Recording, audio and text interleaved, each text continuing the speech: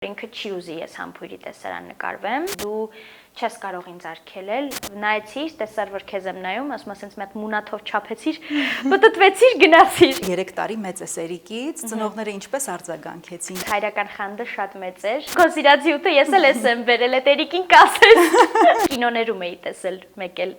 տենց բան, որ իրոք առաջին հայացքից տենց սիրահարվի։ Հիմա բոլորին հետաքրքրում է մի հարց, երբ է տեղի ունենալու հարսանիքը։ Ռուբենը կասեր մի հատ հանգստացած։ Կսպանի մեզ Ռուբենը։ Ամենայն խորը փոսերից մեկում։ Դդը։ Ես էլ եմ մի անֆիլտր պատմություն պատմում քո մասին, երբ զանգահարեցի, պիտի ժամ պայմանավորվեին, ասեցիր գիշերը։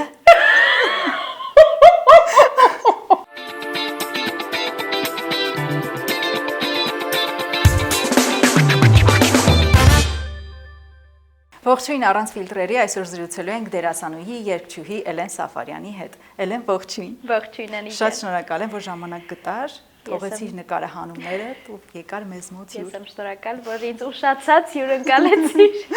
Էլեն, նախ շնորհավորում եմ քեզ նշանադրության կապակցությամբ։ Շնորհակալ եմ։ Ցույցեցիք, երբ սիրելիդ Էրիկը քեզ անակնկալ կերպով օթում առաջարկություն արեց եւ բոլորը սկսեցին խոսել դրա մասին։ Դու այդ օրը զգում էիր ինչ որ մի բան, թե իսկապես անակնկալ էր։ Զգում էի ինչ որ չափով, բայց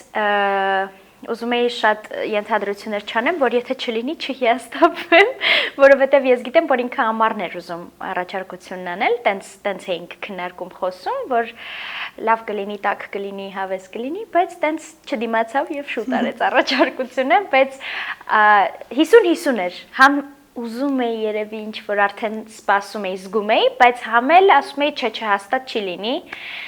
բայց մեկ այդ անսպասելիության էմոցիաները եղան։ Իսկ ուր էիք գնում, ինչ օրեր, ինչի հայտնվեցիք օթում։ Ինքը քննարկում էր, կարող է ուղղաթիռով թռնենք կամ ուղղակի օթապարիկով տենց դեյթ անենք։ Ասացի, հա, շատ ռոմանտիկ կլինի, բայց ես բարձրությունից վախենում եմ ամեն դեպքում։ Միևնույնն է համաձայնեցի, ասացի, լավ, կգնանք,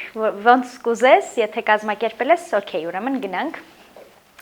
Ու ինքը ինձ հետո որ իջանք ասում է ես ինադու օթում արեցի առաջարկություն որ չմերժես տեղ չունենաս փախնելու բայց կատակը մի կողմ իրոք շատ հավես էր այդ էմոցիաները որ օթում եք առավոտյան ժամը 6-ին շարժվել ենք Գառնի այնտեղից ենք թռել ու ես չքնած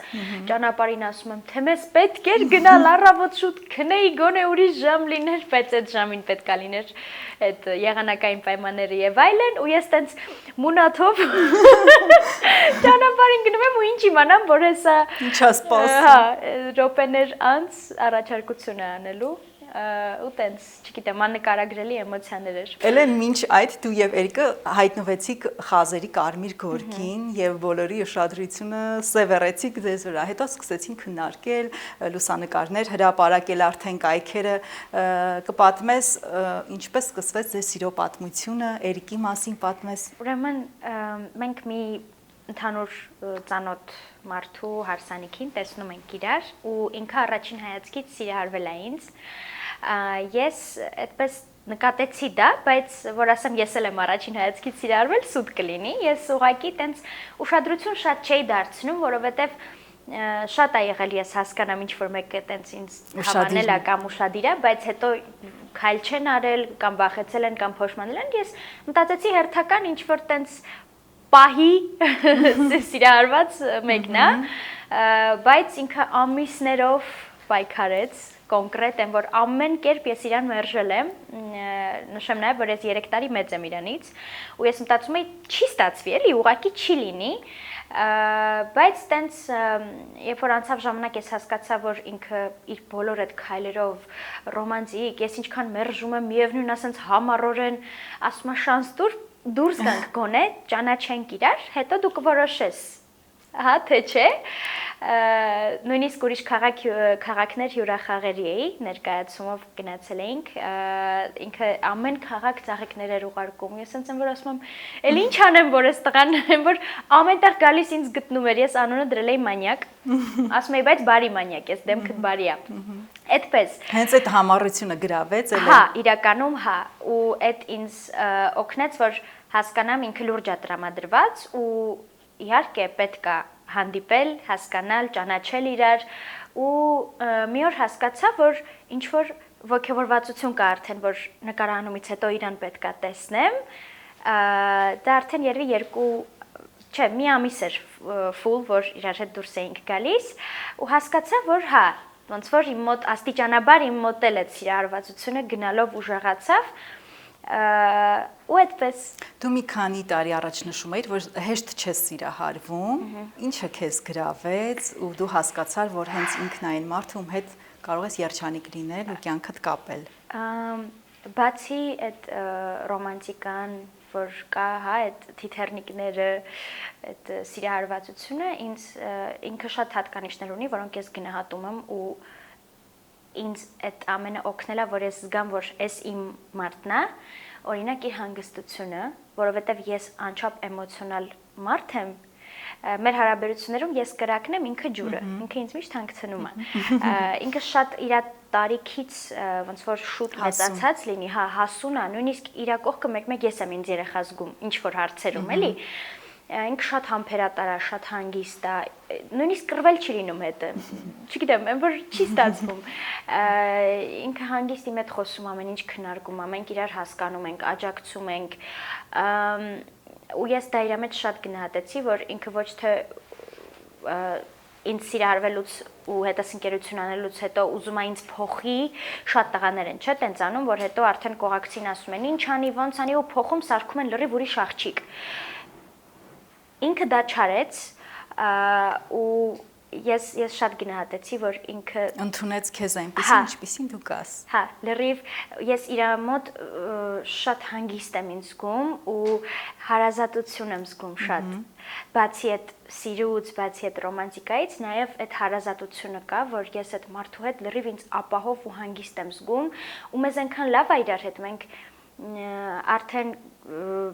մի քանի ամիս է, որ շփվում ենք, դե արդեն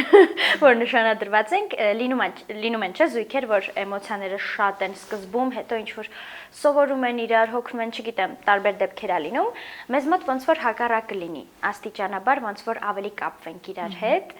ու չգիտեմ, իմ համար դա շատ գնահատելի է։ Ու ես ընդհանրապես չէի սպասում, որ այս շրջանում կլինի դա ինձ մոտ։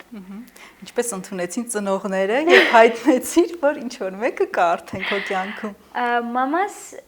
որ ասում եմ այդ հարսանիքի օրը մենք տեսել ենք, հա, ու ասեմ, որ ինքը ինձ 2 անգամ տանգոյի է հրավիրել ու ես չուզելով քաղաքավարությունից ելնելով չեմ մերժել, բայց որ չի հասկանում ինչա կատարվում էլի, անծանոթի հետ վերեսկենում պարում ես, մամաս այդտեղ էր ինձ հետ ու մաման առաջին օրվանից նկատել էր, տեսել է իր այդ նայել է ինձ վերաբերմունքը, չգիտեմ, ասում է ես զգում էի, որ լավն է ինքը ու մամաս բնականաբար ուրախ էր ու ասում էր իհարկե շանս տուր պետք է հանդիպեք, իրար ճանաչեք, հասկանաք, էլի, իսկ պապան շատ խանդոտ, այո, խանդը, այդ հայրական խանդը շատ մեծ էր ու ընթացքում պայքար կար նույնիսկ, կարամ սենց ծիծաղելի բան ասեմ, որ օրինակ Էրիկը, չգիտեմ, լիքը իմ սիրած քաղցրավենիքներն ա բերում, ծաղիկները եւ այլն, հենց հաջորդ օրը մեկ էլ պապան սենց մեծ տոպրակով բերում էր այդ նույն քաղցրավենիքները, որ տես ես էլ եմ քո սիրած բաները բերում կամ իմ սիրած հյութներ բերում, ես հիշում եմ քո սիրած հյութը, ես էլ եմ բերել, այդ Էրիկին կասես։ Այս սենց իսկ երկար տևեց այդ պայքարը, հիմա արդեն համակերպվել է։ Իրականում, հա, հիմա էլ է պապան մեկ-մեկ հələ չի գիտակցում ինչա կատարվում, բայց արդեն այդ վստահությունը կա, դա ինձ թվում է ցանկացած պապայի մոտ այդ անհանգստությունը կա, իր աղջիկը ինչ ձևի կողակից կունենա, դա լրիվ ուրիշ պատմություն է, ու այդ հայրական խանդը լրիվ ուրիշ բան է, բայց ժամանակի հետ պապան էլ որ տեսավ իր քայլերի լրջությունը, ծանոթացավ իր հետ, մենք գնացել էինք Թիֆլիս ընտանիքով ու ինքը 3 օրով էինք ընդամենը գնացել, արդեն մի օր էր մնացել, ասաց չեմ դիմանում, գալիս եմ, ասում եմ քանի ստեղ եմ, հանգստացի ինձնից, գնա ընկերներիդ հետ ժամանակ անցկացրու եւ այլն, բա չէ գալիս եմ։ Ու եղբայրներից մեկի հետ մեկ էլ տնա, մեկ էլ մեր այդ հյուրանոցը ու հենց այնտեղ ծնողներիս հետ ծանոթացավ, մի անգամից գնացինք իրար հետ ընթրելու, սենց շատ արագ ամեն ինչ ստացվեց ու երևի թե դրանից հետո պապան սկսեց ավելի իրան վստահել, դրա համար ես ավելի ռիսկով նաեւ խազերի կարմիր գորգին արդեն իր հետ ներկայացա, որովհետև եթե ծնողների հետ արդեն այդ ծանոթությունը եւ այլնը չլիներ, ես տենց վստահ չէի ներկայանա։ Հա, հանրայնորեն դուրս չէի գա իր հետ, էլի։ Էլեն նշեցիր, որ 3 տարի մեծ է Սերիկից, ծնողները ինչպես արձագանքեցին եւ քո եւ նրա։ Մերոնց, չէ, էլի papayin դա մի քիչ անհանգստացնում էր, երբ որ չէր ճանաչում Էրիկին, մտածում էր, որ դա պիտի մեզ խանգարի։ Մամաս շատ օքեյ էր դրա հետ, որովհետև ասում էր կապ չունի դա, որովհետև տղաներ կան ավելի մեծ տարիքի են, բայց երեխայի պես են իրանց պահում ու կան տղաներ, որոնք ավելի փոքր տարիքում արդեն հասուն են ավելի, հա։ Իսկ իր ծնողները ընդհանրապես չեն խորացել այդ հարցում, ես իրենց էլ որ ճանաչեցի, ես ասացի, «Էս ինչ հրաշք մարդիկ են», այսինքն ընդհանրապես այդ թեման չի քննարկվել, հա, իրանք Էրիկի կողքն են եղել, հենց իմացել են ինքը իրոք լուրջ սիրահարված է, ամեն ինչով իրեն օգնել են ու որ ես էլ գնացի ծանոթանամ իրենց հետ, այնքան ինձ լավ են ընդունել, ոնց որ իրանց աղջիկ։ Իսկ Էրիկը մինչ քեզ տեսնելը արդեն հավանում էր քեզ թե հենց այդ օրը սիրահարվեց, որպես երգչուհի դերասանուհի գիտեր արդեն։ Ստեղ ծիծաղելի է այն պահը, որ ինքը մինչ այդ հեռուստասերիալներից մեկը նայել է, ընդհանրապես ինքը չի նայում շատ հայկական նախագծեր, բայց Սևարգղ մի հատ այդպիսի նախագիծ կար, որտեղ ես տես չարաճճի աղջիկ էի խաղում բանդանաներով, չգիտեմ ինչ, ու ինքը նայել է այդ հեռուստասերիալը, այնտեղ ինձ ֆիքսել է, ասել է, «Վայ, ինչ լավն է», այդպես, ու ինձ հետո Եվրոպական համալսարանի մոտ, թե ինչ մի անգամ տեսել է, ասել է, «Վայ, ես եմ դերասանուհին է ոնց որ, ինչ լավն է, ինչ սիրուն է, չգիտեմ», տենց ֆիքսել է, ասում է, «Դու էլ սենց նայեցիր, տեսար, որ քեզ եմ նայում», ասում է, «Սենց մի հատ մունաթով չափեցիր, պտտվեցիր, գնացիր», իմ մոտ էդի պաշտպանական ռեակցիա է, էլի, երբ որ ինչ որ տղա երկար նայում է, չգիտես, հիմա ճանաչել է քեզ, թե ուրիշ բանի համար է նայում, դրա համար միշտ այդ մունատ դեմքս երբեմն ավտոմատ լինում է, ու ինքը հիշողությունը ուներ իմ հետ կապված, բայց այդ օրը հարսանիքին, երբ որ full make-up-ով ես, լրիվ ուրիշ ձև ես, չգիտեմ, ուրիշ ոճով, ինքը սիրահարվել է ու չի հասկացել այդ պահին, որ ես եմ, այդ պահին ընկերներից մեկին այսպես ասել է, «Էս աղջիկը ով է, նենց ծանոթ է դեմքը», հավանել եմ, բայց համել ծանոթ է դեմքը, ու որ ասել են նոր է տեղը բերել, բայց այսինքն կարելի ասել ինքը 2 անգամ է ինձ հավանել, բայց այդ օրը որ ռեալ ինձ տեսել է, իրոք սիրահարվել է ու ես հիշում եմ այդ իր հայացքը, ինքը սեղանը նույնիսկ փոխեց, եկավ մեր սեղան, որովհետև իր ընկերներից մեկը մեզ հետ էր նստած ու սենց ուղակի անթարթ այսպես սենց նայում էր վրաս, ոնց որ ալմոլորակային տեսած լիներ, ու ես սենց ասում եմ, «Մամա, էսի ինչ է ուզում, ինչի ես նայում», ես իրոք կինոներում էի տեսել մեկ էլ տենց բան, որ իրոք առաջին հայացքից տենց սիրահարվի։ Հիմա բոլորին հետաքրքրում է մի հարց, երբ է տեղի ունենալու հարսանիքը։ Ոյ։ Այդպես հստակ չենք որոշել, բնականաբար մենք ուզում ենք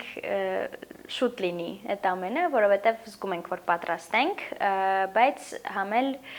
պատասխանատու քայլ է դա, այսինքն հա նշանադրվելուց ոնց որ պաշտոնական արդեն վիճակ եք տալիս հարաբերություններին, բայց ամուսնությունը դա լրիվ ուրիշ պատասխանատվություն է, որին պետք է երկուսս էլ ինձ թվում է full պատրաստ լինենք նոր գնանք այդ քայլին, չգիտեմ, երևի մյուս տարի մինչև լրիվ արդեն մենք պատրաստ լինենք, թե հոգեպես, թե այլ հարցերով, համենայն դեպս երկուսս էլ ուզում ենք շուտ հասկանանք ինչ ենք անում, ոնց ենք անում։ Իսկ դու ինչպեսի հարսանիք ես պատկերացնում, այդ օրը քեզ համար ինչն է կարևոր, շքեղությունը, թե հակառակը։ Ջերմտնոլորտը։ Անկեղծ ասած ոչ թե շքեղությունն է կարևոր, այլ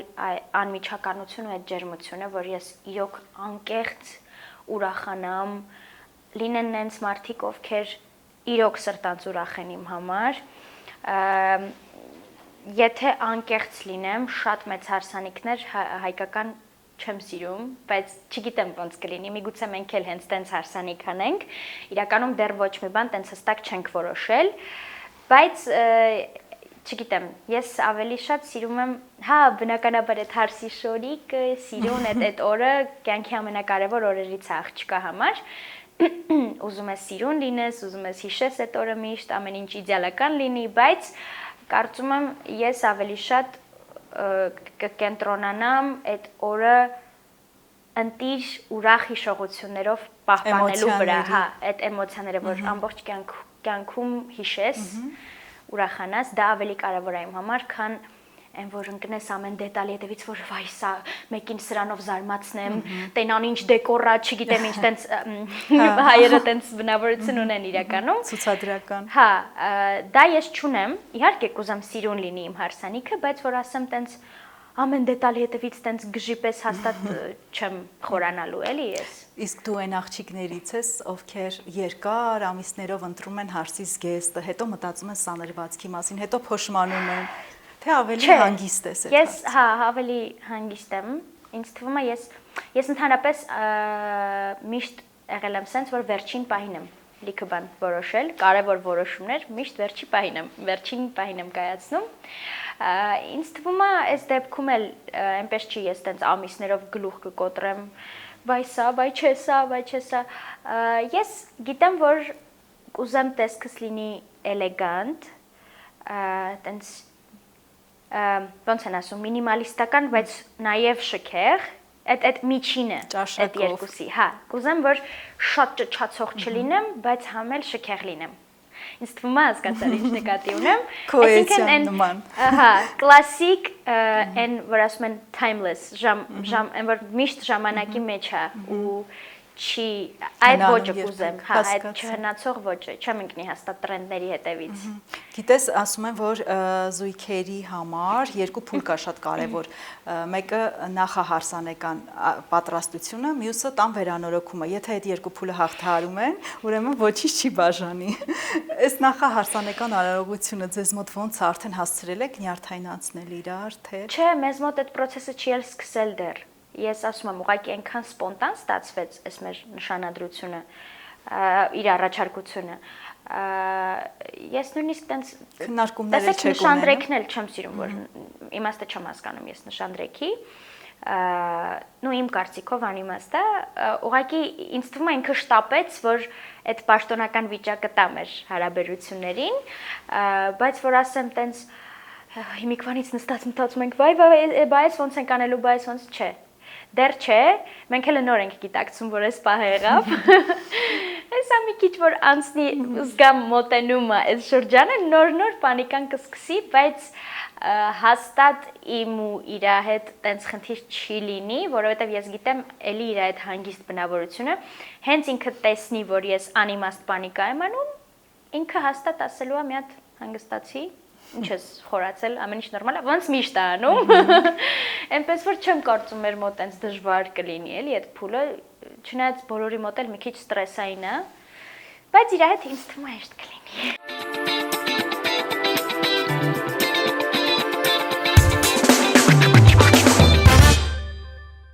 Ես քեզ նաև շնորհավորում եմ ֆիլմի կապակցությամբ, վերջերս տեղի ունեցավ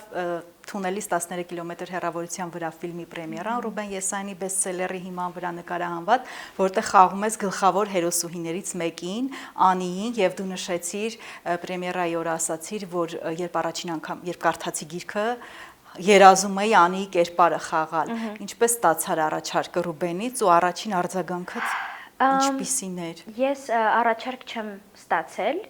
այլ ուզել եմ քաստինգին մասնակցեմ ու խոսել եմ դրա մասին Ռուբենի հետ։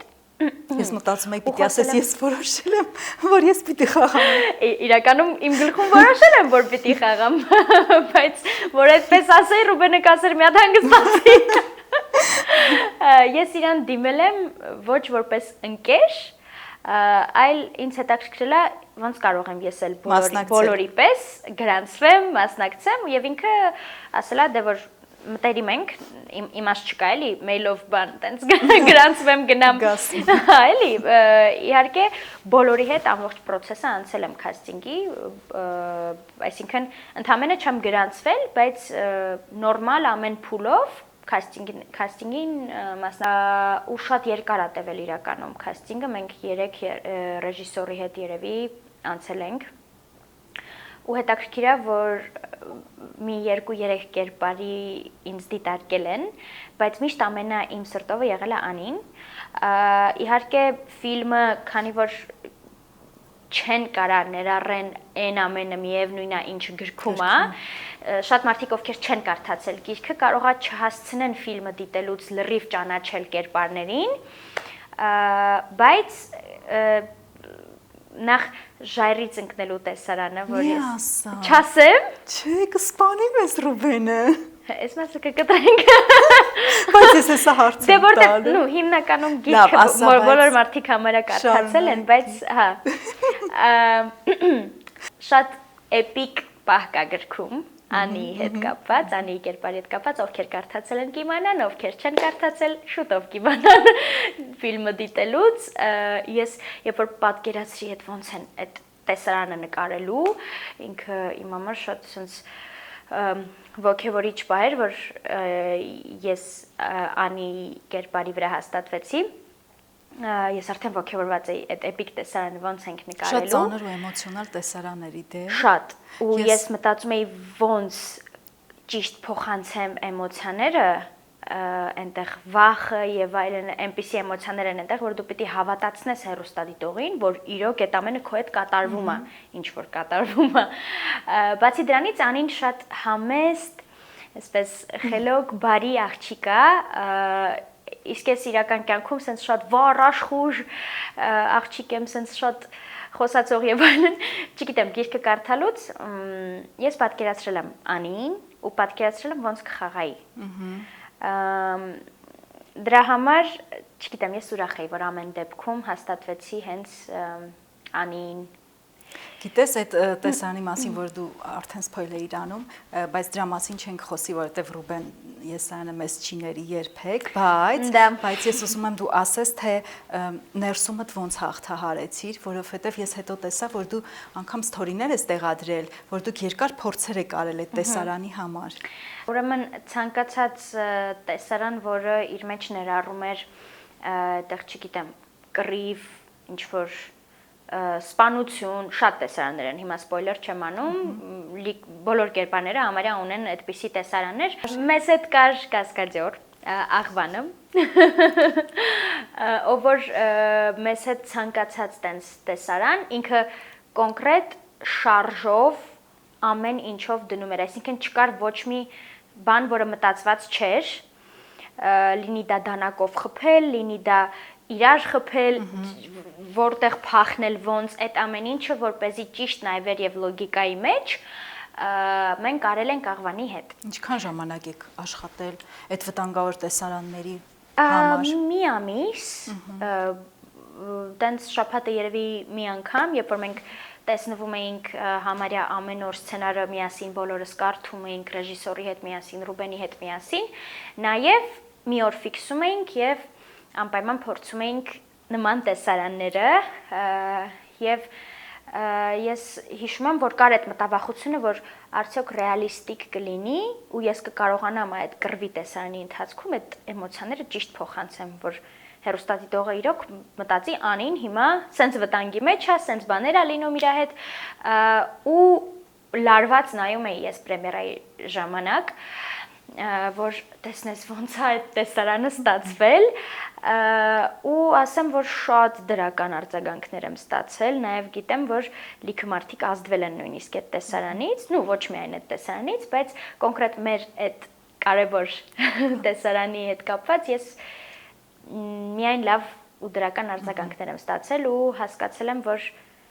հիմնականում կարողացել եմ հեռուստադիտողին համոզել ու փոխանցել Անիի այդ պահի էմոցիաները։ Էլեն տարիներ առաջ հայրիկդ Արսեն Սաֆարյանը ասում էր, որ երազում եմ, որ գա այն օրը, երբ ոչ թե կասեն, որ Էլենը Արսեն Սաֆարյանի դուստրն է, այլ Արսեն Սաֆարյանը Էլենի հայրիկն է։ Հիմա այսօր եկել է այդ պահը, ինչ ես կարծում։ Ինձ թվում է դեռ ես այդ ճանապարհի սկզբին եմ, բայց այն որ արդեն ինչ որ չափով դա կա, դա փաստ է, որովհետև papan ինձ թվում է շատ տեղեր է սա պատմել, բայց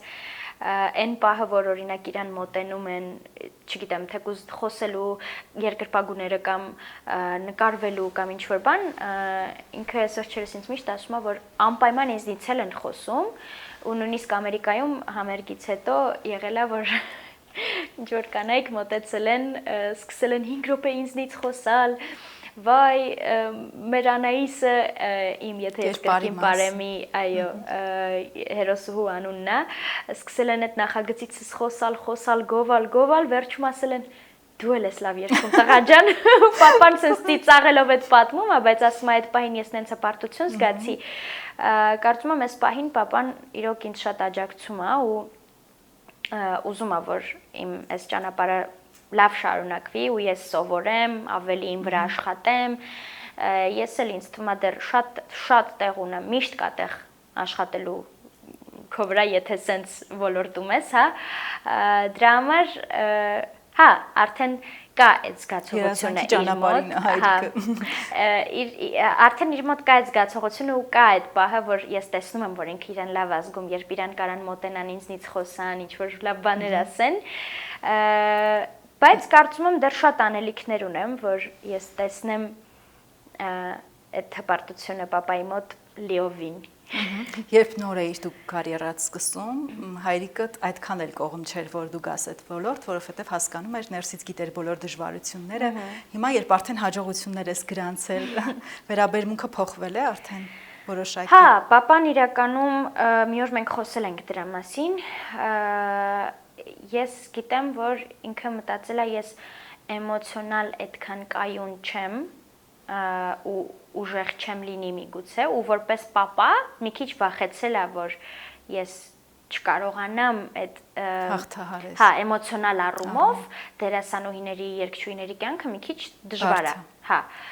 այնտեղ լինի այդ գործնական դժվարությունները, լինի մասնագիտական դժվարությունները, ինքը բարդ գործ է։ Կարա կողքից թվա որ հեշտ է, բայց չէ։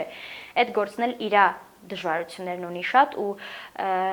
դա այն գործն է մանավանդ դերասանուհի լինելը, որ դու ամբողջ քո մարմնով, քո ներսով տրվում ես, նվիրվում ես դրան, ինչ որ կերպար խաղալուց։ Ու այլ չեմ ասում, դե հա, ներսից խոչընդոտներ, դժվարություններ, ինքը մրցակցային ոլորտ է, դժվարություններով լի ոլորտ է, իհարկե ամեն ոլորտ իր դժվարությունը ունի, այդպես չճոխացնեմ իբր ամենադժվար գործն է, բայց այո, որպես պապա ինքան հանգստացել է, որ արդյոք կկարանա իմ պուտյուր Էլենը, որովհետև ինչքան էլ ես մեծանամ, ես իր աչքերում այդ փոքրիկ Էլենն եմ, ով որ գալիս իրան գրկում է ու ապահով ազգում մենակ իրա գրկում։ Բայց ինչ որ փիլիսոփայում եմ։ Բայց հա, ինքը երբ որ տեսավ, որ ես տենց այդքան էլ ինչքան էլ էմոցիոնալ եմ, այդքան էլ փխրուն չեմ ու երբ որ դժվարություն է լինում, ես սենց ուժեղ, լավ տրամադրված, մարտական տրամադրված, հա, այդ համարձակությունը փխրուն ես, բայց միևնույն ժամանակ համարձակ ես։ Դու լրիվ հասկացա, Ռանի ջան։ Հա, այստեղից ուզում եի հաջորդ հարցս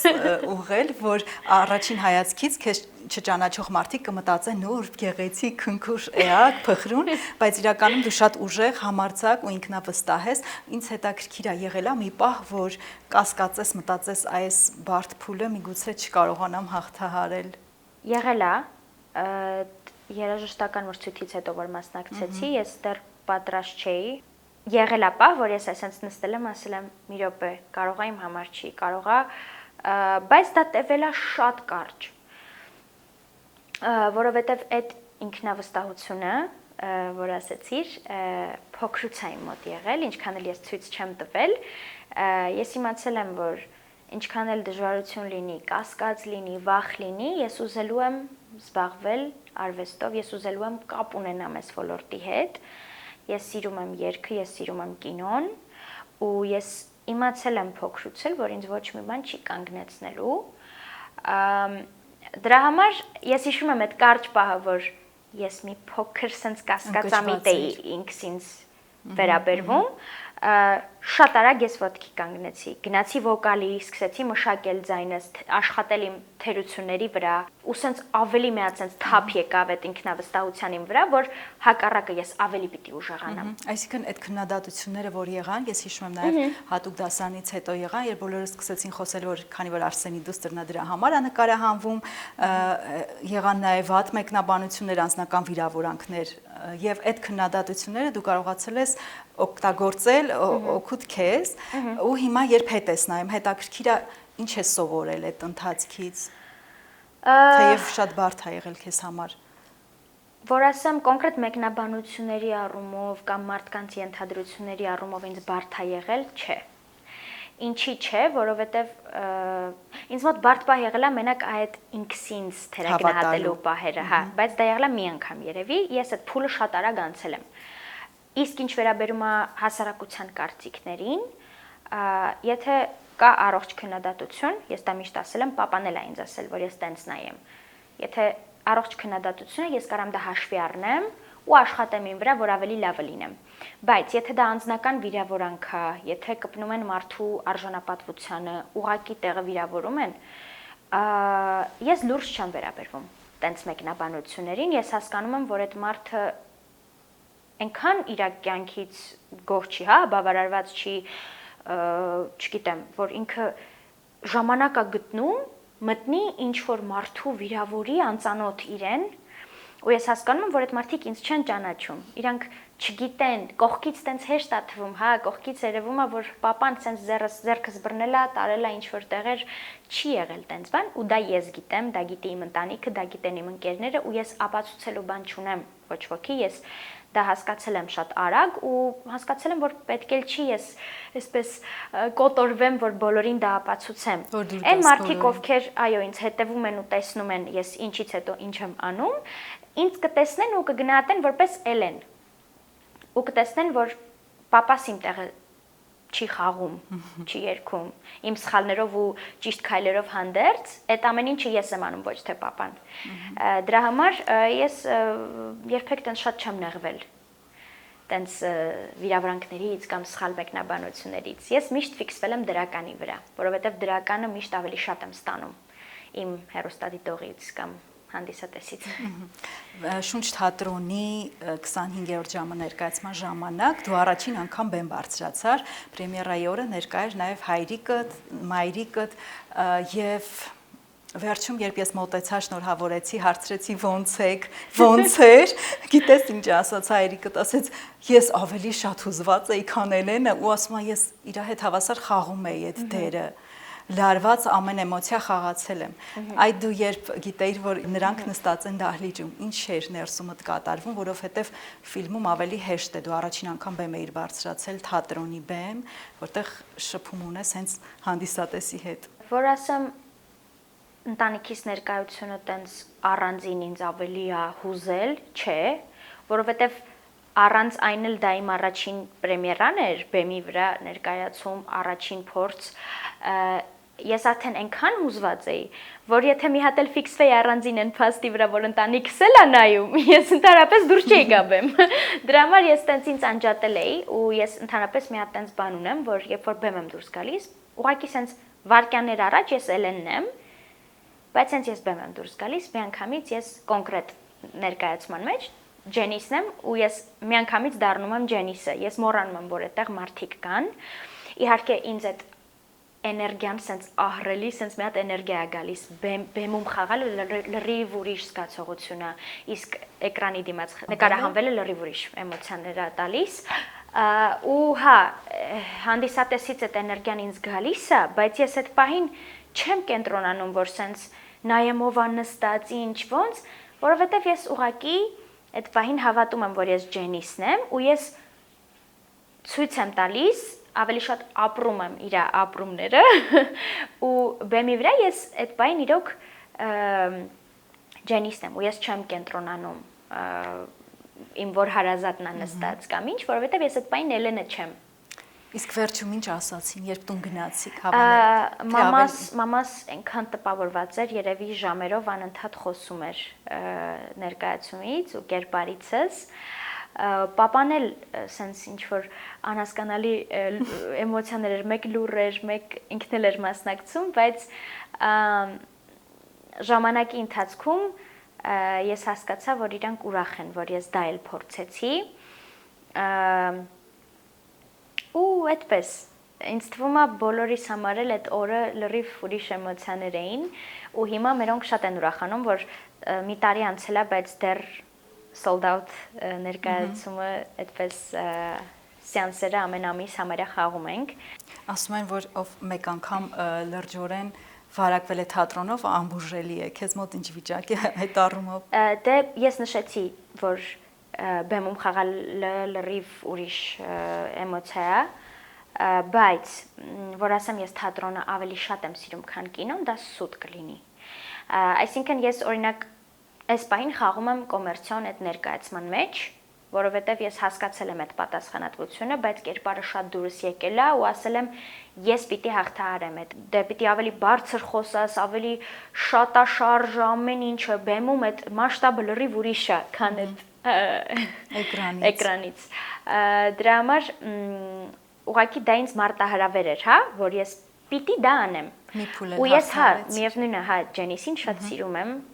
ու ես ամեն անգամ իրան խաղալուց լավ եմ ինձ զգում ու սենց լրիվ ուրիշ էմոցիաներ են, որ ներկայացումը խաղում վերջացնում ենք, սենց մի հատ լիցքաթափվում եմ, ասում եմ, էս ինչ լավ էր, ինչ լավ է, որ ես այդ հնարավորությունը ունեմ, որ ինչ որ տարբեր կերպարներ խաղամ, էս ինչ հավես է։ Իսկ Երիկի հետ ունեցել եք քննարկում քո մասնագիտության հետ կապված հետագայում, օրինակ հնարավոր է որ որոշ դերերի առաջարկ ստանաս, որ նրան դուր չգա, օրինակ, չգիտեմ, համբույրի տեսարան, ինչ որ բաց տեսարաններ։ Հա, իհարկե, եղել են այդ քննարկումները։ Ես իրեն բացատրել եմ, որ տես, ես սիրում եմ իմ աշխատանքը ու դու չես կարող ինձ արգելել, եթե դու ինձ սիրում ես ու աջակցում ես ինձ, դու իհարկե կուզես, որ ես իմ ուզած բանով զբաղվեմ, ու ինքը չի էլ ունեցել միտք ինձ արգելելու կամ տենց մի բան, բայց իհարկե կան ու եղել են քննարկումներ, որ ինչ կարող է լինել, ինչ չէ, միևնույն է այդ տենց տեսարանների հետ կապված հայկական շուկայում ես որ հաստատ որոշել էի, որ կհրաժարվեմ, բայց ինչ վերաբերում է արտերկրում խաղալուն, եթե կյանքիս ընթացքում այդպիսի հնարավորություն լինի, կհասնենք այդ փուլին նոր կարելի է մտածել, բայց իհարկե հիմիկվա դրությամբ այն ինչ որ ես ունեմ, դրա մասին եղել են քննարկումներ Երիկի հետ, ու մենք իրար հետ համաձայնեցրել ենք ամեն ինչ։ Մինչև հիմա էլ լինում են պահեր, երբ որ ինքը կարող է ինչ-որ տեսարան նայի,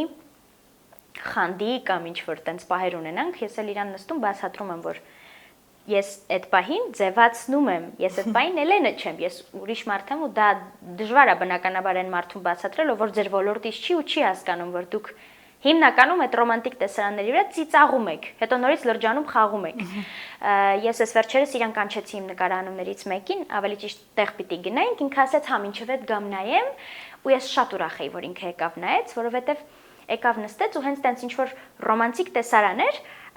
ու ինքը հասկացավ ընթացքում ինչքան ստոպ տվեցինք, ինչքան չէր ստացվում այդ տեսարանը, ինչքան էինք ես ու Նորայրա Ռուստամյան իմ այս պահի խաղընկերը Լուսե հեռուստասերիալում, ինչքան ծիծաղացինք իրար հետ այդ ընթացքում, ինքը հասկացավ, որ մեր մոտ ընկերական վիճակ է շատ, ու մենք ընդհանրապես մեր աշխատանքն ենք անում։ Հետո ասում էին գնաց, մենք նորից այդ ռոմանտիկ բանն էինք խաղում։ Ստոպ, всё, մենք նորից այդ ընկերներն ենք։ Ու ինքը ծանոթացավ իր հետ, շատ հեշտ ցնց ընկերացան, վան ու ինքը տեսավ կողքից ու հասկացավ, որ երբեմն ինչ որ տեսնում ենք էկրանից, լրիվ ուրիշ բան է կադրից դուրս, ու սկսեց ավելի հասկանալ։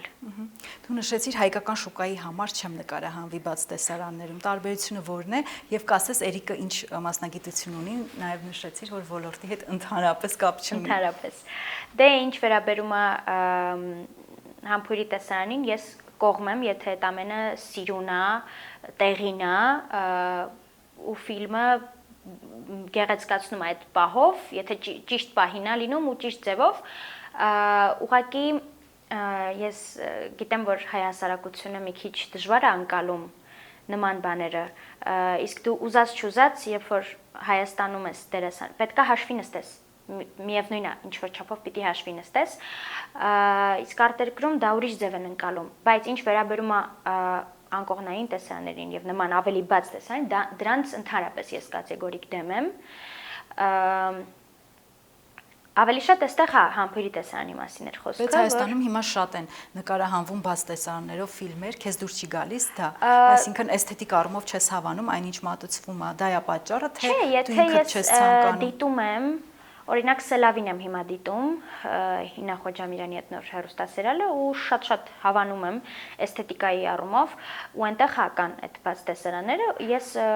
շատ նորմալ նայում եմ շատ սիրուն է նկարված առանց ավելորդ այդ գրեհիկություն չկա այդտեղ շատ սիրուն է նկարված էսթետիկա բայց ես իմ վրա որ վերցնում եմ նույնիսկ Էրիկը եթե չլիներ կողքիս ինձ դիսկոմֆորտ կլինի ու ես ընդհանրապես խոսում եմ իմ անունից բայց որ ասեմ այդպես նայելուց վատ եմ զգում չէ եթե սիրուն ու էսթետիկ ու ճիշտ ձևով է նկարված ամեն ինչ կողմ ես բայց դու չես նկարահանվի հա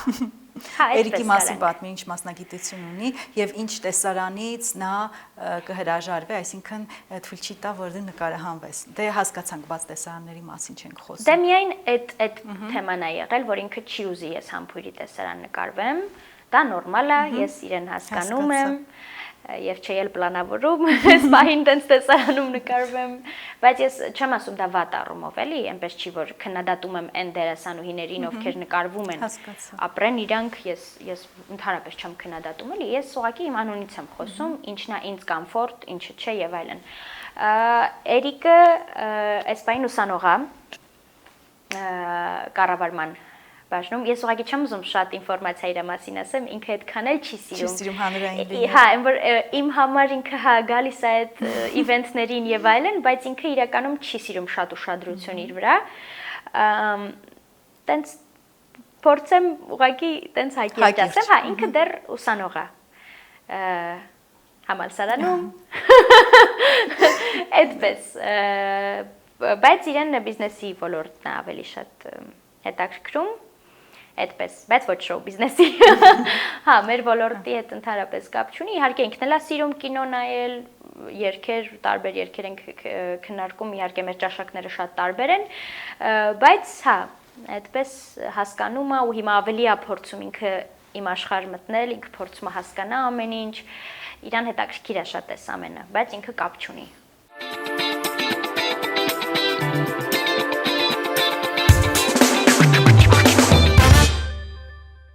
Մենք ունենք մի ավանդական հատված, որտեղ դու պիտի պատմես մի պատմություն, անֆիլտր պատմություն։ Ինչ կպատմես։ Օրինակ ինչ է նշանակում այդ պահը, անֆիլտր։ Նշանակում է, որ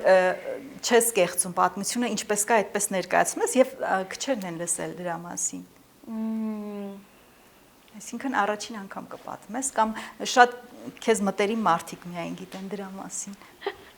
Ուրեմն մի հատ sense պատմություն կա, որը մինչև հիմա որ sense գալիս է դիմացը, sense ամաչում եմ։ Ինքը տենց իզնից կախված չէր այդ պահը, որ ես հիմա ամաչում եմ, բայց դե ամեն դեպքում։ Ուրեմն հենց Ռուբենի ֆիլմի նկարանումների ընթացքում Լորիում էինք դե մենք նկարահանվում, այնտեղ բոլորս մի ընտանիքի պես այդ հյուրանոցում ապրում էինք ու այնտեղ նաև երբ որ մենք գնացինք Full House-ի անձնակազմներ այնտեղ մնում, որովհետև իրենք էլ էին ֆիլմը այնտեղ նկարում, հա, ուղղակի իրենց արդեն մի շաբաթ էր մնացել, իսկ մենք նոր էինք սկսում։ Ու այնտեղ ես հիշում եմ Գորը Հակոբյան մենչը երբ որ գալիս ինձ տեսնում էին, բայ դու Արսենի աղջիկն ես, չէ՞, բայ ես ոնց ես մեծացել բան ու բոլորը տենց էին ֆիքսում։ Ու ես sense որ ամաչելով հա sense բան որ հիմնականում շատերը լիքը գոլեգաներ papai ինձ այտենց են հիշում sense ինքստինքան sense ինչ որ բոլորի մոտ sense համեստ խելոք sense վիճակում ես լինում ինչ որ շատ sense զգուշ ու ես հիշում եմ մի օր աստիճաններից իջնում եմ դեպի առաջին հարկ ֆոյե ու այնտեղ նստած ամեն ինչը իրենց անձնակազմից էլի ինչ որ տղամարդիկ Ռուբենն էր հենց այդտեղ այդ պահին ու ինչ որ sense իջնում եմ իրենց տեսնում եմ բարև ձեզ այստեղ sense շատ պաշտոնական իրանք էլ վայ Էլեն ջան բարև ոնց ես ասում եմ լավ շնորհակալ եմ դուք ոնց եք sense շատ բան կերպով էլի այո Արսենի աղջիկն էլի համեստ խելոք sense բան սիրուն խոսալով մեկ էլ ասի լավ եմ դուք ոնց եք մեկ էլ ասեմ ոտս պլստած այսենց են որ թռա օդ մեջքի վրա աստիճաններով, այսենց գլգլգլ գնացել եմ ընկել եմ այդ հատակին, այն որ մեկ էլ սենց թափվեցին վրա, ասես մենչը այս մասերից թևերիցս բռնեց հանեց, ասում են լավ ես ոնց ես ինչ ես չեմ կարում խոսամ, որովհետև բռնվել է ինչ որ ստեղ, չեմ կարում նորմալ ձայն հանեմ, վայ այդ ոնց ամաչեցի այդ պահին, բայց շատ ավել ծիծաղելի էր, ես էլ հետո մի ամիս երևի մեջքս ցավացել է ու մեր կասկադյորը աղվանը որ ասում եմ հետո որ իմացավ ընկել եմ ու տենց մեջքս ցավում է ասում է ես այդքան ասում ապահով այդ ամեն տեսարանի վրա աշխատեմ ձեր այդ տեսարանները նենց դնեմ որ ձեզ չվնասեք ու դու գնաս այդ աստիճաններից ընկնես տենց շատ ծիծաղելի էր այդ բանը մեկ էլ ասին ինչ որ բանի կարիք ունես ինչ անենք ում կանչենք բան ասում եմ Նորմալ է, ես սովոր եմ անհարմար պահերին, մեն չծիծաղեց ու տենց կարող է իրանք չեն հիշում իմ այդ պահը, բայց ես մոտակա 2 ժամը, այսենց մեջքս էլ բռնած, այսենց որ մանթո նստած եմ, ես ինչ եղավ, ես մարդկանց մոտ ես ինչի պիտի այդենց ընկնեի, ու ավելի ծիծաղելի էր այն, որ այդ պահին իջա այդենց, որ մեջքս բռնած, ասցի լավ, ինձ արդեն հանգիստ եղեք ամեն ինչ նորմալ է, հյուրանոցից դուրս եկա ու գլուխս բարձացրի, տենա Մերիկն է այդտեղ։ Երբ որ այդ ժամանակ Էրիկի հետ տենց չէինք, դեռ մերժում էի, այդ փուլն էր։ Ինչ որ ձև գտել էր մեր հյուրանոցը։ Ու ես ասում եմ, այս պահին պիտի հայտնվեի դու։ Քիչ էր ինձ ամեն ինչ։ Այդ տենց։ Մեկ էլ էս կարճ է ուղղակի, այնտեղ ովքեր գիրքը կարդացել են, ովքեր ֆիլմը։ Մենակ սփոյլ չանես։ Հա, չէ, սփոյլ չի, բայց սա սփոյլ չի, այնտեղ կան փորված լիքը գերեզմանափորեր։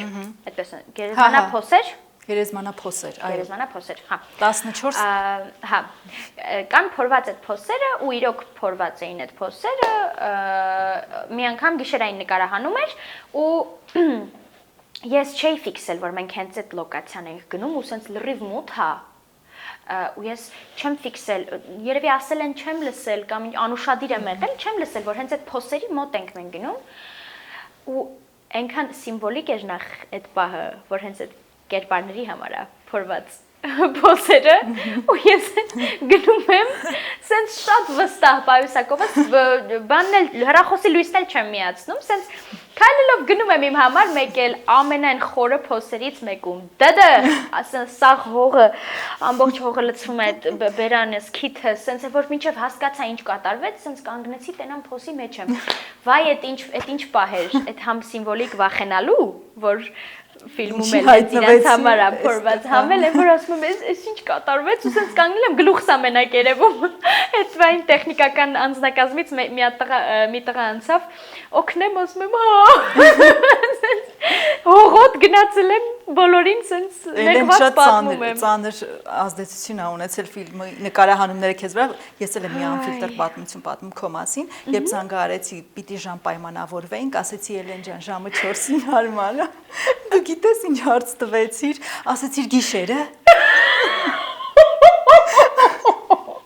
այսինքն ֆիլմում նկարվում էիր գիշերները ես հասկացա ինչ գերհոգնած ես դու ասեցի չէ բնականաբար ցերեկը Էլեն ջան մենք գիշերը չենք նկարում հաղորդում նկարահանումները իրական մաշնանն են եղել այդ գերօգնածությունը արդեն անցել է բայց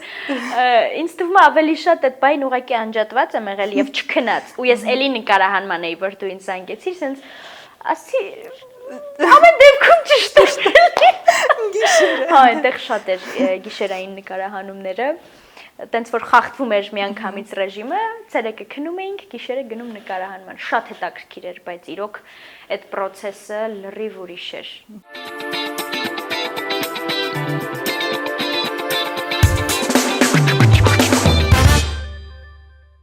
Էլեն, երբ ունենում ես վախ, կասկած, անհանգստությունում ես առաջինը պատմում դրա մասին, ում խորհուրդն ես լսում։ Մամայիս տեղում միանգամից աշխարհը փուլ գա, հենց այդ պահին մաման կփրկի ինձ։ Ամեն իմաստով։ Մաման իմ ամենալավ ընկերուհին է, իհարկե ես ունեմ իսկական, որ քրոջ պես ընկերուհիներ, իրանք գիտեն ովքեր են, իհարկե իրենց հետ եմ կիսվում, բայց այն որ այդպես ծայրահեղ պահա այդ վախը, ինչ որ տենց պանիկան եւ այլն ցանկացած տենց սիտուացիայում միանգամից մամայիս եմ դիմում ու ինքը հենց այդ պահին նենց լուծում է տալիս կամ այդ իր ուղակի այդ աջակցելը ինձ մի հատ գրկելը ճիշտ խորհուրդ տալը ինձ միանգամից փրկում է ու չի եղել տենց դեպք որ մամաս ինձ սխալ խորհուրդ տա իմ բոլոր խնդիրները միանգամից լուծվում որ մամայի հետ խոսում իհարկե ծայրահեղ դեպքեր լա լինում որ պապային էլ են դիմում իսկ պապան շատ սառն է դատում